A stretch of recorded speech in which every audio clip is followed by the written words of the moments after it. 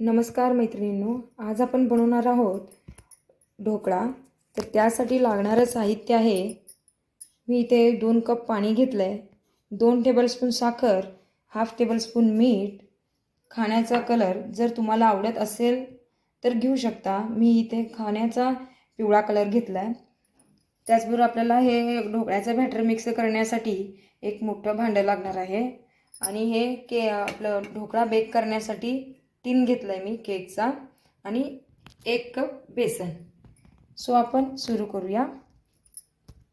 यात आपण आधी 3 चमचे पाणी घालून घेऊ। त्यात साखर आणि मीठ घालून विरघळून देऊया।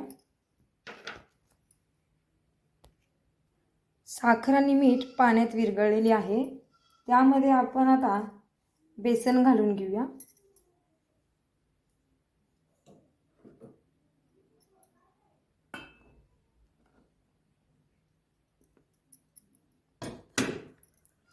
आपण 2 भागामध्ये बेसन विभागून घालून घेऊया आणि एकाच पद्धतीने किंवा म्हणजे एका साइडनेच आपल्याला बेसन हे पाण्यामध्ये नीट कालवून घ्यायचे आहे। आपण मिक्सरला देखील लावू शकतो, पण पेटल्याने आपल्याला कन्सिस्टन्सी कळते किंवा पाण्याचं प्रमाण देखील कळतं। हे विकतचं बेसन आहे आणि घरात केलेला बेसन आणि दुकानातील बेसन ह्याच्यामध्ये जरा काय म्हणतात त्याला पाणी कमी जास्त प्रमाणात लागू शकतं। आता आपण अजून थोडं बेसन घालून घेऊया ह्याच्यात आणि बॅटर नीट मिक्स करूया। लागेल तसं थोडं थोडं पाणी घालणार आहोत आपण, एकदमच पाणी जास्त घालू नका, कारण ढोकळ्याचं पीठ हे थोडं सैलसर असतं, भजीसारखं पातळ वगैरे नसतं। थोडं पाणी घालून घेऊया आपण ह्याच्यात।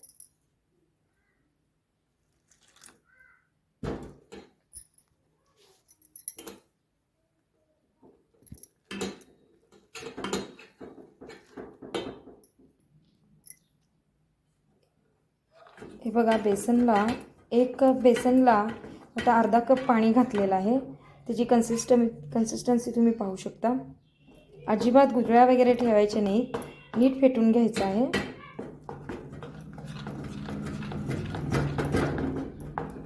हे बघा, ही कन्सिस्टन्सी बरोबर आहे। यामध्ये आपण आता खाण्याचा रंग घालून घेऊया।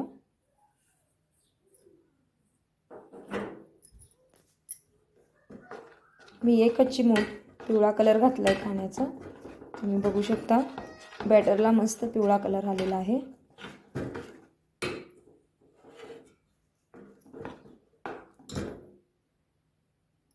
आता आपण त्यात 2 टेबलस्पून तेल घालूया।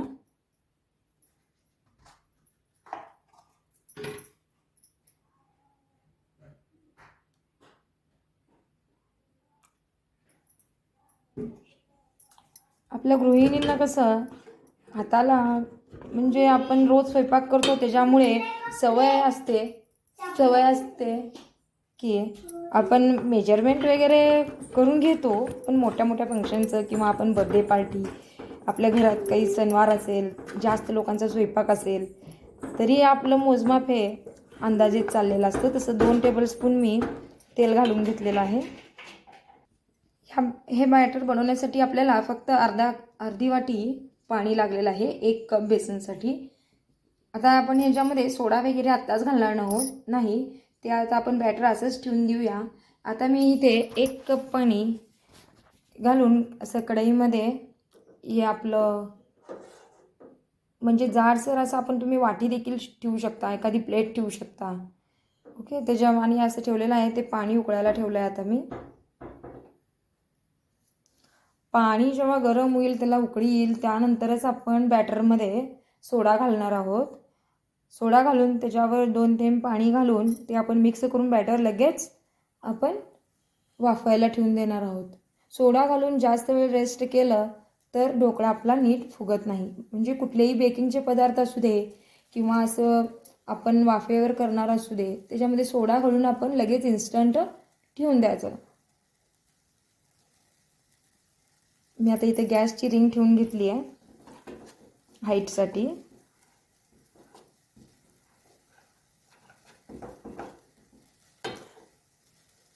पाण्याला उकळी येत आहे. गॅस मीडियम करून घेऊया.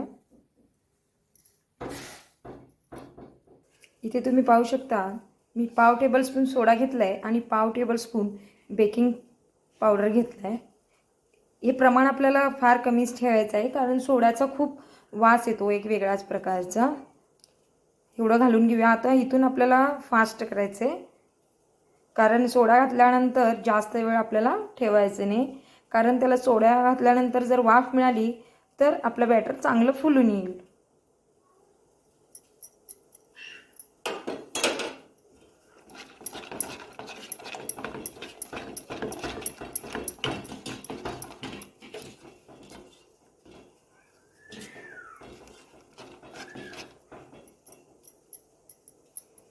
आता हे आपण तेल लावलेल्या टीनमध्ये घालून घेऊया.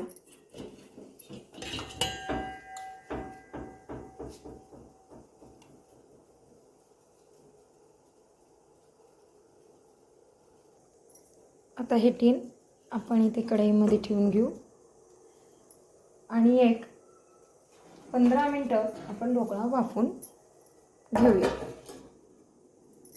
गॅस मीडियमवरच ठेवलेला आहे मी. आता आपण ढोकळ्यावर घालण्यासाठी पाणी तयार करून घेणार आहोत. एक पातेलं घेतलं आहे, त्याच्यामध्ये 1 चमचा तेल घालूया.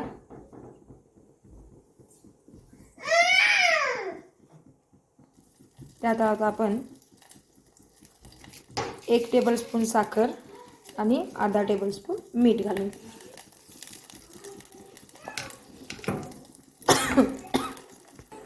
पाण्याला उकळी आली आहे. आता आपण ढोकळा चेक करून घेऊया. आपल्याला हे मिश्रण ठेवून आता 10 मिनिटे होत आली आहेत.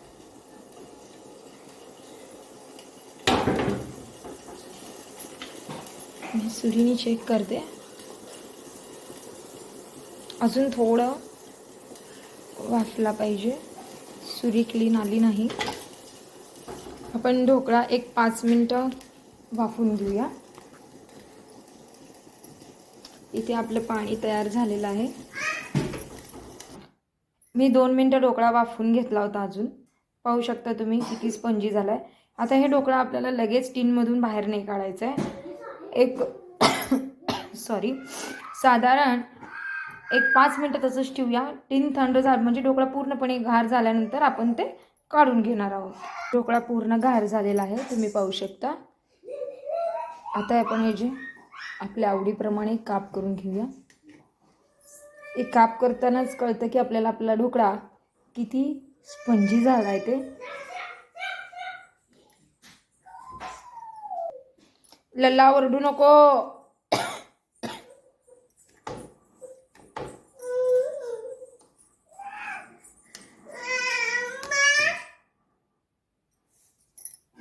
आता यावर आपण ढोकळ्याचं तयार केलेलं पाणी घालून घेऊया. सर्व करायचे 15 मिनिटं जरी आधी घालून ठेवलं तरी ढोकळा छान पाण्यात मुरतो. पाहू शकता. व्हिडिओ आवडला असेल लाईक करा, शेअर करा आणि सबस्क्राईब करा. थँक्यू.